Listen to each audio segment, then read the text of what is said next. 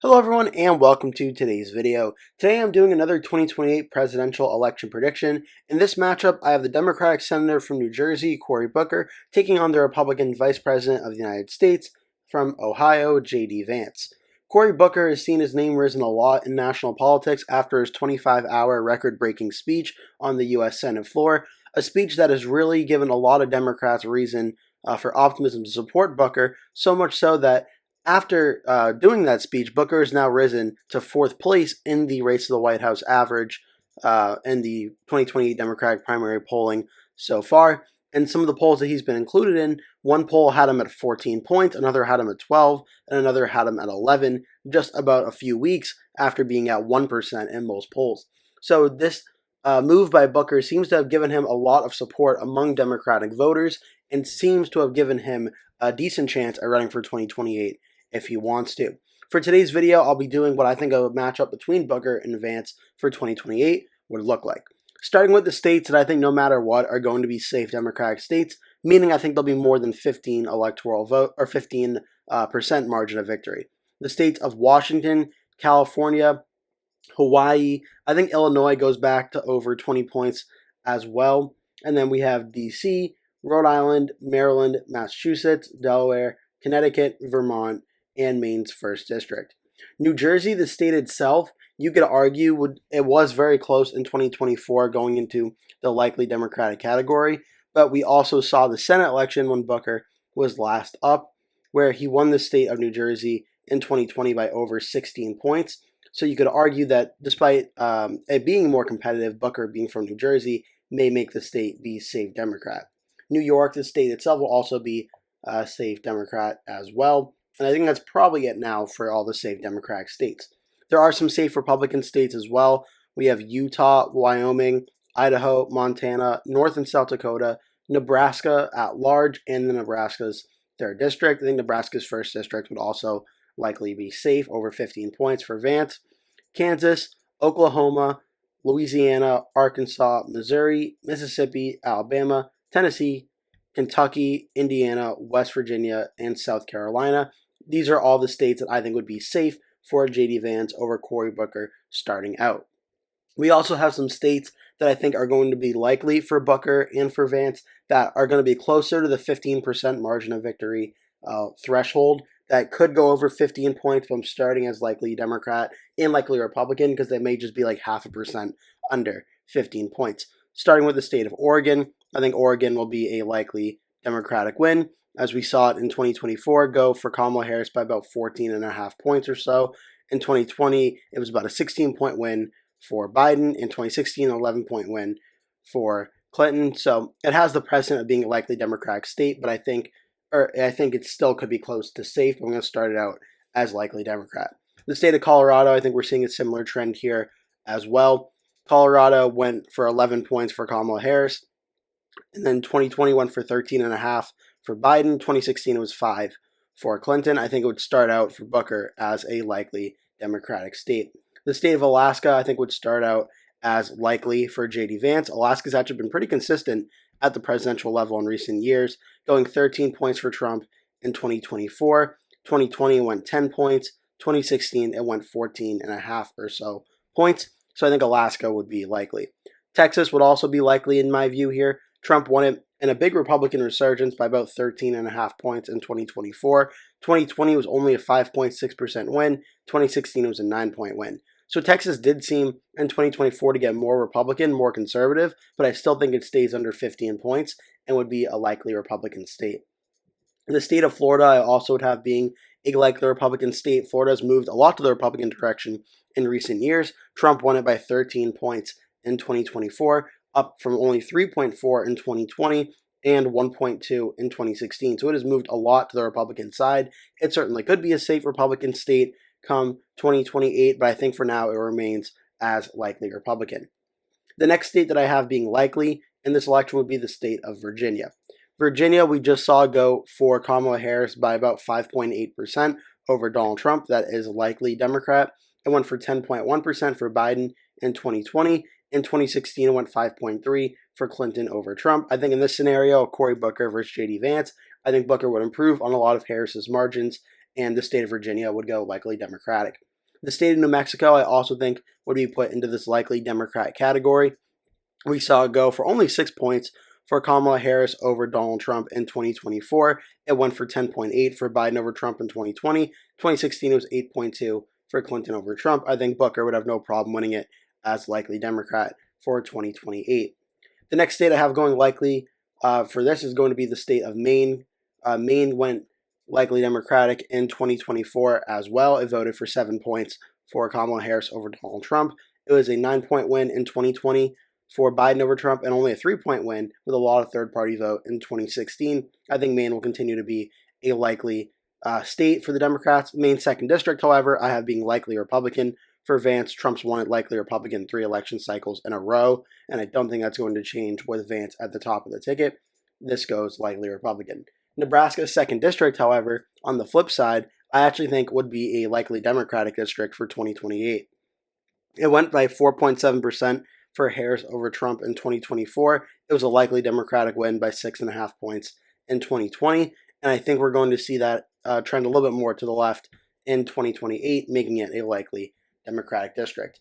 Booker is now at 212 electoral votes. Vance is at 196. We do have a few more likely states to go over. We have the state of Iowa, which in 2020, Trump won it by 8 points. 2024, Trump won it by 13.2. It has certainly trended a lot to the Republican side. Maybe some of Trump's tariffs hurts the Republicans' margins in 2028 in the state of Iowa, but I think it would still be a likely Republican state. Along with the state of Ohio, JD Vance's home state, Donald Trump won it by 11.2% over Kamala Harris in 2024. He won it by 8 points in 2020 and about 8.1 in 2016. It has cemented itself as a likely Republican state in 3 elections in a row.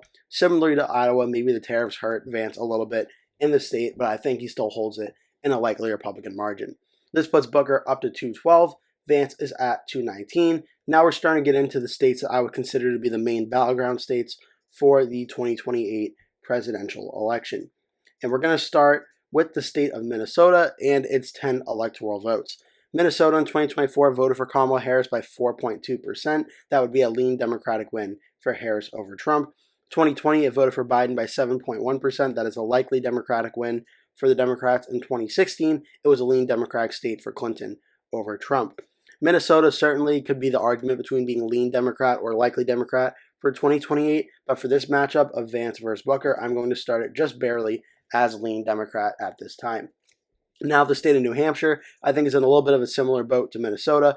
It actually was much closer than expected in 2024, only going for Kamala Harris by 2.8% over Donald Trump.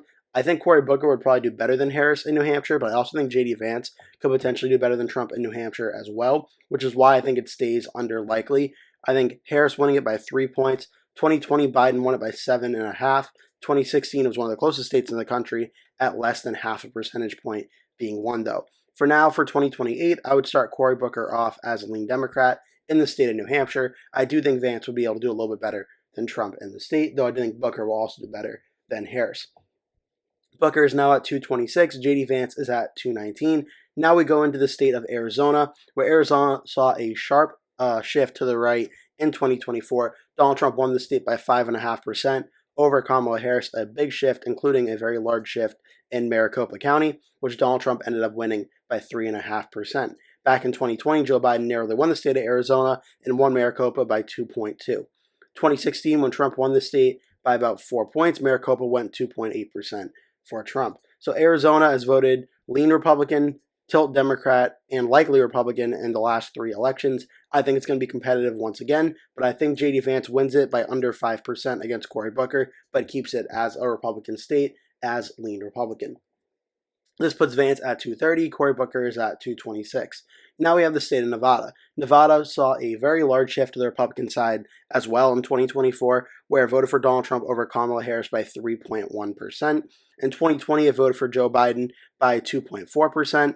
In 2016, it voted for Clinton by 2.4%, and in 2012, it voted for Obama by 6.7%. So Nevada has seen a very large shift to the Republicans in the last few election cycles. The last time I went red, you have to go back to 2004, where Bush defeated Kerry by 2.6%. 2028 will be big for Nevada because that will decide whether it is becoming more of a Republican state or if it is just a battleground state like Georgia, maybe, that flipped once and then flipped back in the next election and what that means for the future as well, though we'll be getting to Georgia in 1 second. As for Vance versus Booker, I think no tax on tips is a very big reason why Donald Trump was able to win the state of Nevada, and I don't think JD Vance is going to lose a lot of that support. So I do think JD Vance will hold on and win the state of Nevada, but I do think his margins are probably going to be around 1.5% to 2%, not the 3 points that Trump won it by in 2024. Though I do still have Nevada and Arizona, both going to JD Vance. Cory Booker at 226, Vance 236. Now we have the state of Georgia. Georgia is a very interesting state because it did flip back for Donald Trump by 2.2% over Kamala Harris, but it also is worth noting that the surrounding Atlanta areas of Fulton County, DeKalb County, Clayton, Henry, Gwinnett, this area of the state did actually trend to the Democrats in this election. So even though the Republicans did win back Georgia, there is still some optimism for Democrats in the state of Georgia, so much so that I think Cory Booker would actually be able to win the state of Georgia in a very narrow margin. I think him flipping back the state of Georgia, where it was very close in 2024 but went for Trump, 2020 was very close but went for Biden, and then very close in 2016 but went for Trump. I think we're going to see something similar to 2020 here, where Booker will be able to win the state of Georgia, in large part due to getting a lot of African-American voters back to his side that Trump was able to win over in 2024. I think we're going to see Republican turnout be a little bit lower in 2028 without Trump at the top of the ballot, and Booker will be able to narrowly squeak out a win in Georgia. North Carolina, though, I think we could see something similar to Georgia, but I think it is a little bit more of a Republican state, at least the precedent of it. It voted for Trump by 3.2% in 2024, Trump by 1.3% in 2020, and then Trump by 3.7% in 2016. And I think we're going to see it once again go Republican for JD Vance over Cory Booker. Democrats are always very bullish about North Carolina and whether they can flip it at the presidential level. It has not gone Republican since Obama in 2008, and I think it will continue to go Republican for Vance over Booker. The question will be, does it go under 1%? I have it being what Trump did it by in about 2020, where it's about 1.5%, a little under. So I'm going to keep it as lean Republican for now, but I think it is certainly possible that North Carolina could go to Cory Booker. But for now, I think it would stay as a lean Republican. This puts Vance at 252, Booker is at 242. Now we come to the Rust Belt, where the 3 states will once again decide which presidential candidate wins the election. And what's interesting is we just saw the Wisconsin special election, which had a very big Democratic turnout in the state. Wisconsin very narrowly voted for Donald Trump by 0.86% over Kamala Harris. 2020, it voted for Joe Biden over Donald Trump by 0.63%. And in 2016, it voted for Donald Trump very narrowly by 0.76%. This election, I think, is really going to come down to voter turnout and do the tariffs continue to hurt the economy. If that's the case, then I think it's very possible Cory Booker could win the state of Wisconsin, and I think I have him doing it in the tilt Democratic margin. I think JD Vance could certainly win, but without Trump being at the top of the ballot, there's a lot of questions on whether a lot of Rust Belt Republicans that flipped from Democrats to Republicans will continue to turn out to vote without Trump at the top of the ticket, and we're going to have to wait and see how that unfolds. But for now, I do think the state of Wisconsin does go for Cory Booker. Next, we have the state of Michigan, where Michigan, we just saw a vote for Donald Trump by 1.4% over Kamala Harris in the 2024 election. 2020, we saw it go for Joe Biden by 2.8%, and in 2016, it voted for Donald Trump by 0.22%. Michigan, I think, is going to be one of the closest states in the country. It has had a pretty big shift to the Republican side, where in 2020, Biden won it by about 3 points. To 2024, Trump won it by 1.5. So it certainly is very close. It can definitely flip back in 2024. The question will be, does it flip back enough to justify giving it to Cory Booker with the turnout advantages? I'm really on the fence for Michigan. I kind of want to give it to Booker. I kind of want to give it to Vance. I'm going to say Booker very narrowly flips it and wins the state of Michigan. So the election will come down once again to the state of Pennsylvania. And this is where things really get tough, because I think Booker would just narrowly flip Michigan and win it by a hair. Pennsylvania was a little bit more Republican in 2024. Trump won it by 1.7 over Harris. Biden won it by 1.2 in 2020. And then Trump won it by 0.72 in 2016. So it has been a remarkably close state for a very long time now in the last 3 elections. Vance versus Booker, I think, is going to be an absolute nail-biter in this state. Booker is from neighboring New Jersey. Vance is also from neighboring Ohio. So battleground, I think, or Pennsylvania, I think, is going to be a real battleground, and it's going to be very close. For right now, I have Vance barely holding on, winning the state of Pennsylvania by about 0.3%, winning the state of Pennsylvania, breaking the streak of all 3 Rust Belt states voting in unison, and JD Vance winning the presidential election by just one or just about 2 electoral votes over the 270 threshold. I think this election between Booker versus Vance is going to be very, very close, and depending on how the tariffs and the economy is doing, could drastically swing this election one way or the other.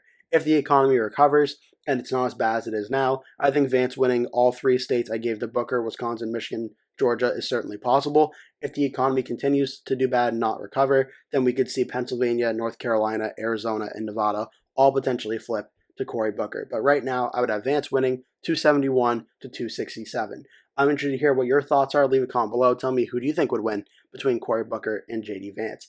Also, make sure to click subscribe. I post 2 new videos every single day at least. Sometimes I post 3, so you're not going to want to miss those. Again, thank you so much for watching. Hope to see you in the next video.